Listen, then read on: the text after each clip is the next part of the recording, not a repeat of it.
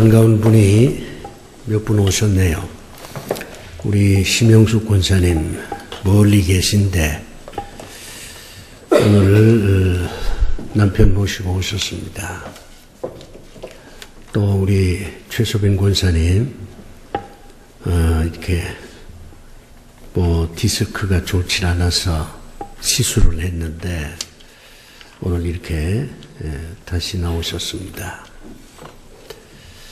하나님의 축복이 함께 하실 줄로 믿습니다. 네. 며칠 전에 이제 대학 동창들을 만났어요. 사실 이제 목사가 되니까 대학 동창들하고 자주 만날 기회가 없습니다. 그래도 1년에 한 번은 얼굴 좀 보아야 되지 않겠냐 그리 생각이 돼서 이제 모처럼 만났는데 거의 다 은퇴를 했습니다. 이제 노년을 지금 나름대로 즐기면서 사는데 가을 얘기를 하다가 등산 얘기가 나왔어요. 가을산 등산하면 정말 좋다. 그런 얘기를 이제 하다가 산을 좋아하는 친구가 설악산은 어떻고 한라산은 어떻고 덕유산은 어떻고 지리산은 어떻고 자기 자랑을 많이 해요. 그러다가 가을도 됐으니까 산행을 한번 하자. 그렇게 이제 결정을 했습니다.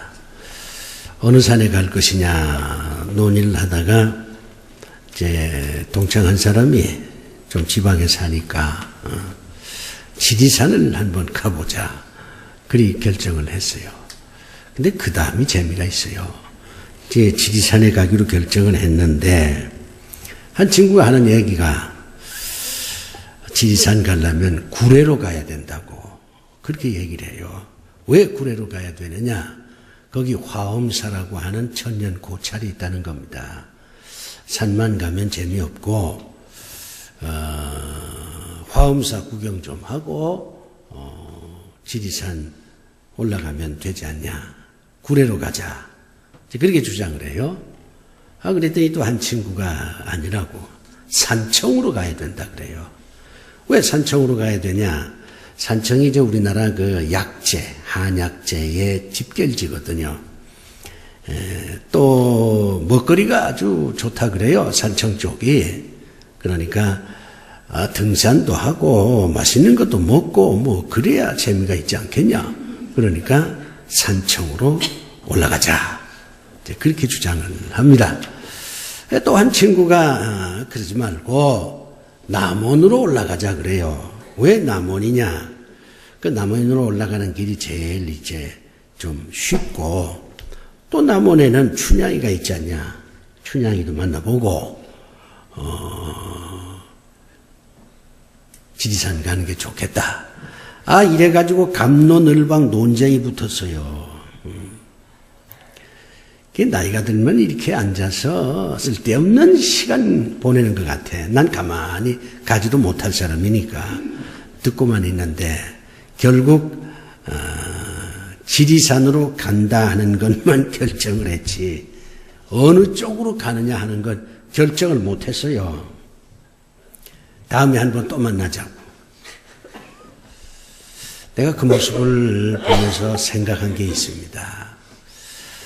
지리산 올라가는 길이 이렇게 많은데 인생 등산은 얼마나 길이 많겠느냐.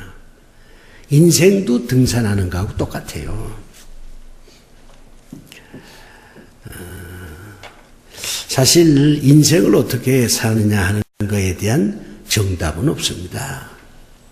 인생에 무슨 정답이 있겠어요? 사람 살아가는데 특별히 무슨 정해진 규칙이나 원칙이나 법이 있는 게 아니잖아요. 각자 자기 형편과 사정에 따라서 살아가는 게 인생 아닙니까? 그런데 정말 인생에 정답이 없다. 그 말이 이해는 되지만 그렇다고 아무렇게나 인생을 살 수 있는 건 아니지 않냐. 정답은 아니지만 그래도 우리가 인생을 살 때는 이렇게는 살아야 되지 않겠느냐 하는 나름대로의 기준은 있어야 되겠다. 이런 생각이 들더라고요. 제가 인생 사는 방법과 여러분이 인생 사는 방법이 같을 수가 없어요. 같아서도 되질 않고 각자 우리는 인생의 정상으로 올라갔다가 하산해서 사라지는 존재입니다. 그러나 다 다르지만 어떤 기준은 있어야 되지 않겠느냐. 그래서 많은 사람들이 인생론이라고 하는 책을 쓴 겁니다. 인생론이라. 인생을 어떻게 보고 어떻게 사는 게 좋으냐. 거기에 대한 지침서예요. 상당히 인생론이 많습니다. 이모당이라는 사람이 쓴 인생론도 있고 톨스토이가 쓴 인생론도 있고 칼 힐티가 쓴 인생론도 있고 정말 인생론이 굉장히 많아요. 이렇게 인생을 사는 게 좋다. 이런 주장들을 많은 사람들이 해왔습니다. 인생을 어떻게 사느냐 하는 것은 그 사람의 상황과 굉장히 직결이 됩니다. 사도 바울 같은 분은 복음 증거하면서 평생을 힘들게 살았거든요. 그러니까 이 사도 바울은 자신의 인생론을 이렇게 얘기합니다. 데살로니가 교회 교인들한테 편지로 난 인생을 이렇게 살아. 그러면서 얘기를 하는데 항상 기뻐하라. 쉬지 말고 기도하라. 범사에 감사하라. 난 그렇게 산다. 또 그렇게 살다 보니까 살만하더라. 이게 사도 바울의 인생론이에요. 그런데 솔로몬은 어떨까요? 솔로몬은 사도 바울과는 전혀 딴 인생을 산 사람이에요. 사도 바울은 복음을 증거하기 위해서 아주 힘들게 인생을 산 사람이야. 그 힘들게 인생을 살면서도 거기서 만족을 느낍니다. 사도 바울이 빌립보 교회 교인들한테 그렇게 고백하잖아요. 자족하는 비결을 배웠다고. 나는 풍부에 처할 줄도 알고 궁핍에 처할 줄도 알고 이런 상황에 저런 상황에 어떤 상황 속에서도 나는 자족하는 일체의 비결을 배웠다. 그렇게 얘기합니다. 대단한 사람이에요. 사도 바울 정말 대단한 사람입니다. 대개 이제 부자가요, 가난하게 되면 못 견뎌요. 그리고 자살합니다. 가난한 자가 갑자기 부자가 되면요, 이건 또 엉터리 같은 사람이 되고 말아요. 그래서 졸부라는 말이 나왔잖아요. 갑자기 부자가 되니까 이게 눈에 뵈는 게 없어. 교만하고 방자하고. 그러다가 사람들한테 미움받고. 그런데 이 사도 바울은 궁핍에 처할 줄도 알고 풍부에 처할 줄도 알고 이런 상황이든 저런 상황이든 어떤 상황 속에서도 나는 자족하는 비결을 배웠다. 정말 대단한 사람이에요. 난 이런 사도 바울 참 존경합니다. 이렇게 살 수 있으면 얼마나 좋을까. 그런 생각도 들어져요. 근데 솔로몬은요, 이게 왕이잖아요. 지혜의 왕이지요. 아주 호사스럽게 살았지요. 처첩이 헤아릴 수가 없어요.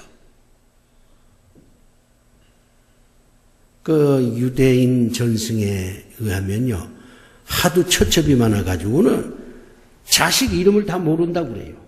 하도 그냥 자녀들이 많아가지고. 아주 자기 마음껏 인생을 즐긴 사람이에요. 사도 바울하고는 전혀 딴판이야. 그런데 이 사람이 말년에 세상을 떠날 쯤 해서 자신의 인생을 돌아보면서 자신의 인생록을, 인생관을 적어놓은 전도서를 남겼습니다. 이 전도서는 솔로몬의 인생론이에요. 솔로몬은 이제 다 자기 마음대로 다 해보니까 이만하면 그야말로 나는 인생을 제대로 살았다 이렇게 얘기를 해야 되는데 전혀 뜻밖의 고백을 합니다. 헛되고 헛되고 헛되도다. 인생이 헛되더라 그 말이에요. 힘들게 산 사도 바울은 일체의 비결을 배웠다고 하는 그런 고백을 하는데 호의호식하면서 자신의 인생을 자기 멋대로 산 이 솔로몬은 헛되고 헛되도다 그렇게 고백을 하는 겁니다. 이 얼마나 확연하게 구분이 됩니까? 그런데 이 솔로몬은 자기가 지금까지 살아온 인생을 돌아보면서 인생은 헛되다 이렇게 얘기를 하면서 헛되니까 적당히 살라, 헛되니까 자살하라, 헛되니까는 그저 되는 대로 흘러가는 대로 부평초처럼 살라 그렇게 말씀하진 않아요. 여기에 솔로몬의 위대함이 있습니다. 솔로몬은 인생이 헛되다. 그렇기 때문에 더 열심히 살아야 된다. 그렇게 얘기를 하는 거예요. 최고의 지혜란 무엇입니까? 인생이 헛되지만 헛되기 때문에 포기하는 게 아니라 헛되기 때문에 자살하는 게 아니라 헛되기 때문에 더 열심히 살아야 한다는 것을 깨닫는 것 이게 최고의 지혜입니다. 우리가 이제 그러잖아요. 헤어질 사람한테 잘해줄 거 뭐 있냐. 헤어질 텐데 뭐.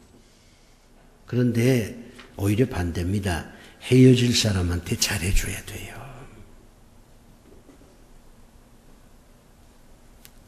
그게 바로 지혜입니다. 우리가 다 죽잖아요. 죽을 사람한테 잘해주면 뭐하냐. 결국 죽을 텐데 이렇게 생각하는 게 아니라 죽을 사람이기 때문에 더 잘해줘야 된다 이거지요. 제가 아는 그 의사 한 사람이 그래요. 자기는 이 못 고칠 병을, 이게 불치병이죠. 불치병을 앓은 환자한테 더 잘해준다는 거예요. 뭐 의사들은 뭐 어차피 죽을 건데 아무리 이 약 저 약 뭐 별치료 다 해도 죽을 사람인데 뭐 그렇게 신경 쓰냐고 그러지만 자기는 그렇지 않다는 겁니다. 불치의 병에 걸려서 죽을 사람이기 때문에 더 잘해준다는 거예요. 난 그 말이 이해가 되더라고.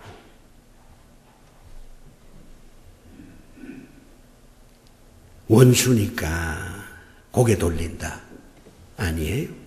원수니까 웃어주는 거예요. 이해가 안 되세요?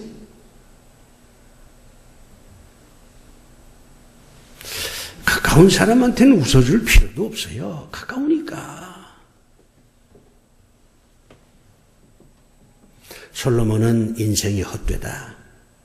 그렇지만 헛되기 때문에 더 열심히 살아야 된다. 더 의미 부여를 하면서 살아야 된다. 그렇게 고백을 합니다. 그러면 오늘 본문의 이 솔로몬은요, 인생이 헛되니까 우리가 더 옷깃을 여밀고 더 정성스럽게 최선을 다해서 인생을 살아야 되는데, 그러려면 요 세 가지는 늘 염두에 두는 게 좋겠다.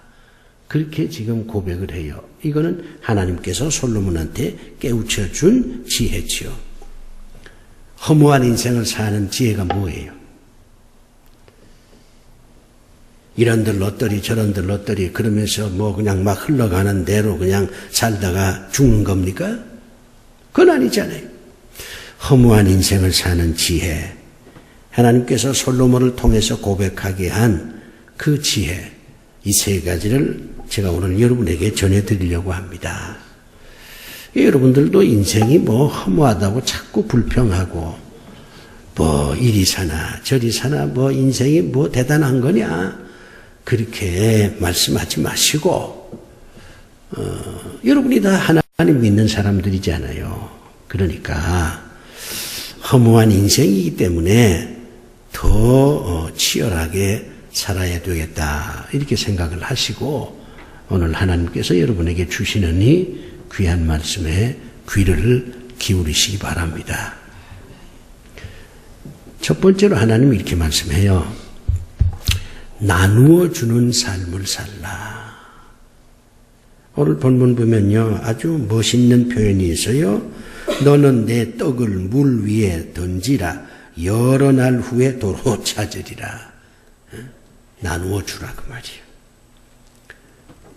나누어 주는 삶을 살라는 겁니다. 가지고 있는 것 혼자 독점하지 말고 혼자 다 누리지 말고 사람들한테 나누어 주면서 살라는 겁니다. 근데 놀라운 말씀이 있어요.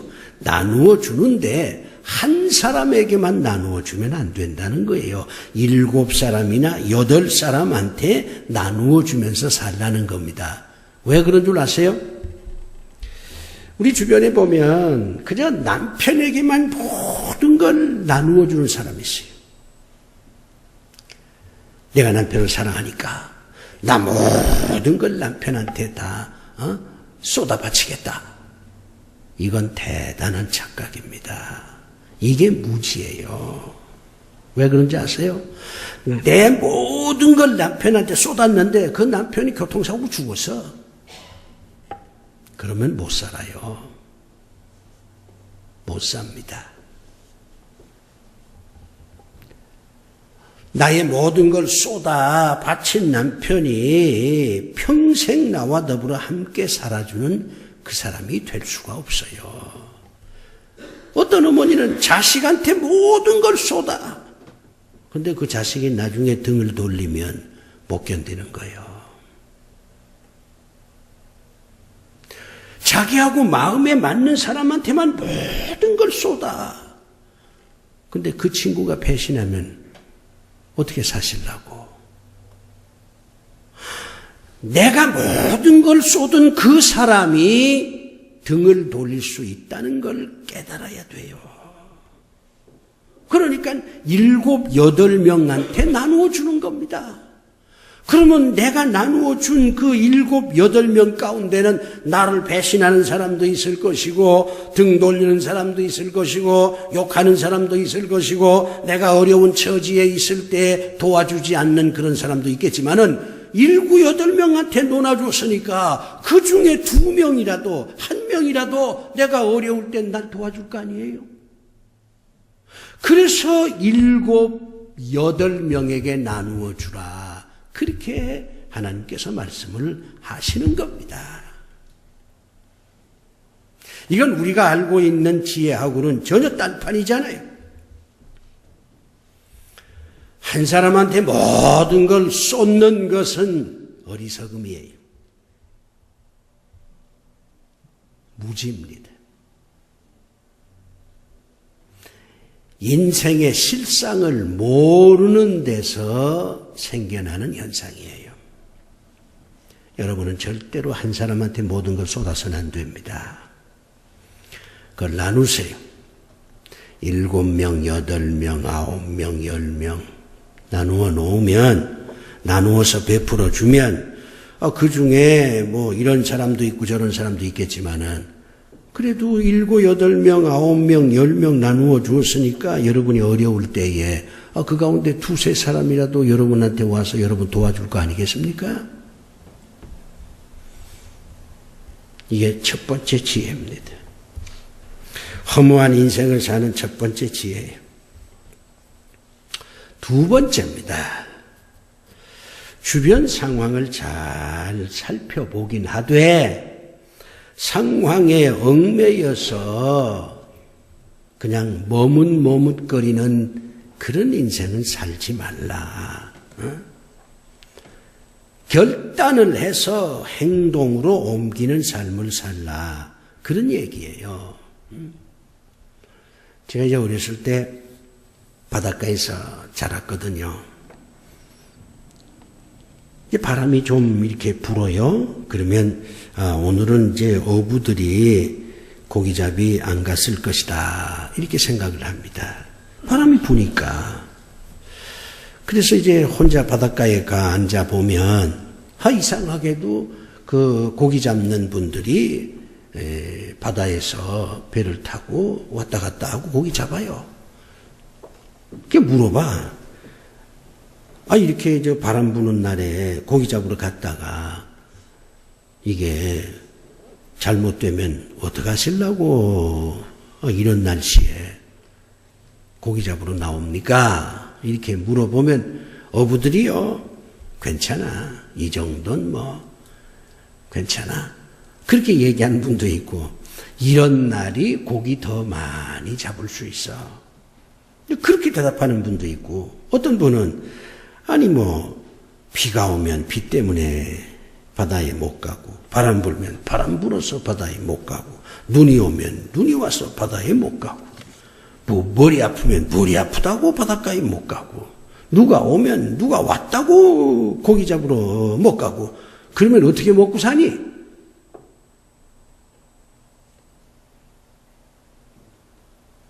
그러면 어떻게 먹고 사니?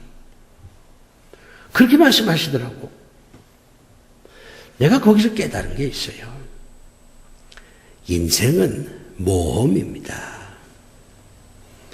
그저 위험한 것만 생각을 하고, 이렇게 하면 이게 문제고 저렇게 하면 저게 문제고, 이렇게 하자니 이게 걱정이고 저렇게 하자니 저게 걱정이고, 이렇게 생각만 복잡하게 하고 어떤 결단을 내리지 못하는 사람, 이 사람에게 인생은 아무 의미가 없습니다. 오늘 본문에도 그렇게 하나님 말씀하잖아요. 풍세를 살펴보는 자는 파종하지 못할 것이요, 구름만 바라보는 자는 거두지 못하리다. 이걸 하자니 이게 걱정, 저걸 하자니 저게 걱정, 이렇게 하자니 이게 골치 아프고 저렇게 하자니 저게 골치 아프고, 그러니 아무것도 안 하는 거예요. 아무것도 안 하면 그 인생은 아무것도 아닌 인생이 되는 것입니다. 어차피 인생은 결단이에요. 바람 불어도 바닷가로 가려고 하는 용기가 필요합니다. 아침에 비가 오지만은 그래도 밭에 나가서 씨를 뿌리겠다 이렇게 생각하고 집을 나서야 11시쯤 비가 개서 씨를 뿌릴 수가 있는 거예요. 머뭇거리는 사람에게 인생도 머뭇거리는 겁니다. 우리가 주변 상황을 잘 살필 필요는 있습니다. 그러나 주변 상황을 잘 살피면서 어느 시점에 가면 결단을 내려야지.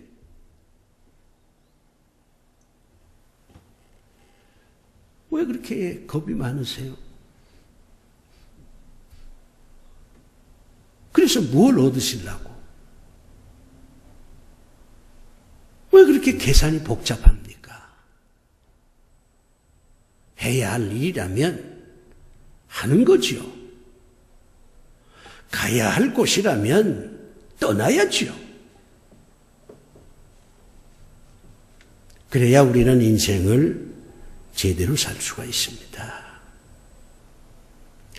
너무 겁집어 먹고 너무 계산하고 너무 복잡하고 너무 힘들고, 그러니까 난 아무것도 안 하겠다, 그냥 가만히 있겠다. 대단한 오판입니다.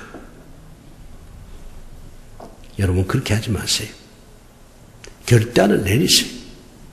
생각만 하고 행동하지 않으면 얻어지는 것은 번민뿐이지 어떤 구체적인 결실은 주어지지 않습니다.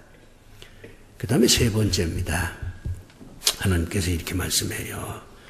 야, 아침에도 일하고 저녁에도 일해. 아침에는 일하고 저녁에는 아침에 일했으니까 푹 쉬어야 되겠다. 그렇게 살지 마라.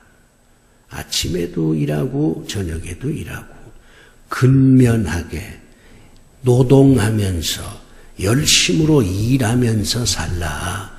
그렇게 하나님께서 말씀합니다. 우리가 이제 창세기를 보면요. 창세기는 굉장히 중요한 하나님 말씀이 요약되어 있는데 맨 처음 하나님께서 인간에게 요구하는 게 뭔 것 같아요? 하나님께서 우리에게 요구하는 게 굉장히 많아요. 사랑하라, 기도하라, 전도하라, 뭐 봉사하라, 뭐 감사하라, 희망을 가지고 살라. 얼마나 많은지 몰라. 그런데 하나님께서 우리에게 하는 여러 말씀 가운데 최초의 명령이 뭐냐 이 말이에요. 창세기를 보면 일하라는 겁니다.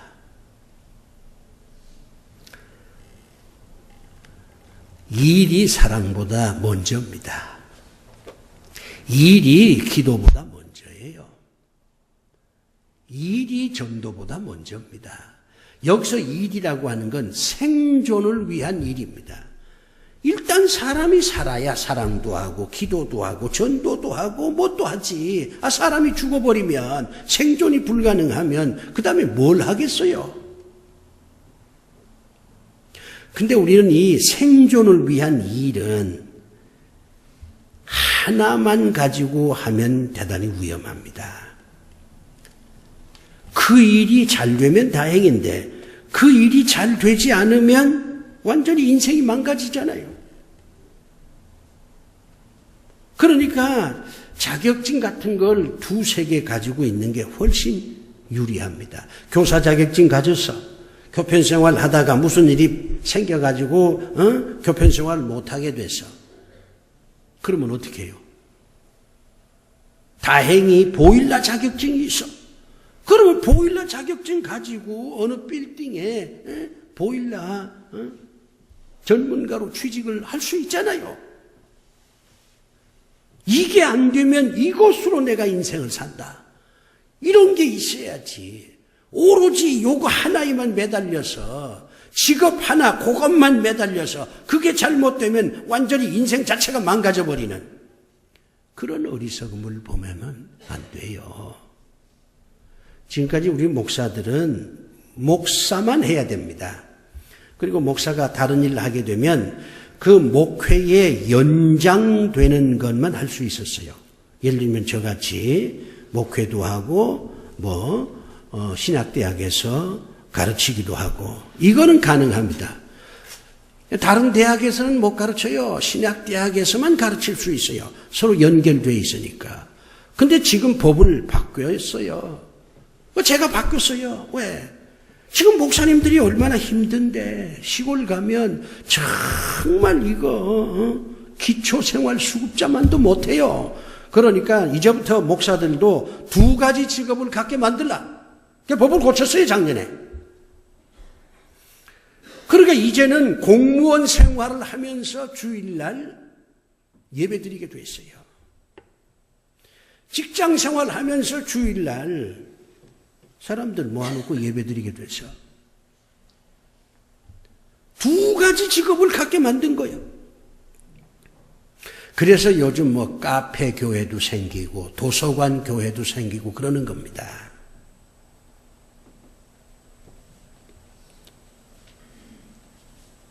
생존이 중요합니다. 살아남는 게 중요해요. 살아남으려면 열심으로 일을 해야 돼. 노동해야 돼. 그런 아침에도 일하고 저녁에도 일하고 이게 안 되면 이거, 이게 안 되면 이거, 둘 다 잘 되면 더 말할 것도 없고 솔로몬이 그걸 깨달은 겁니다. 한 가지 직업만 가지고 살기 어렵다는 거예요.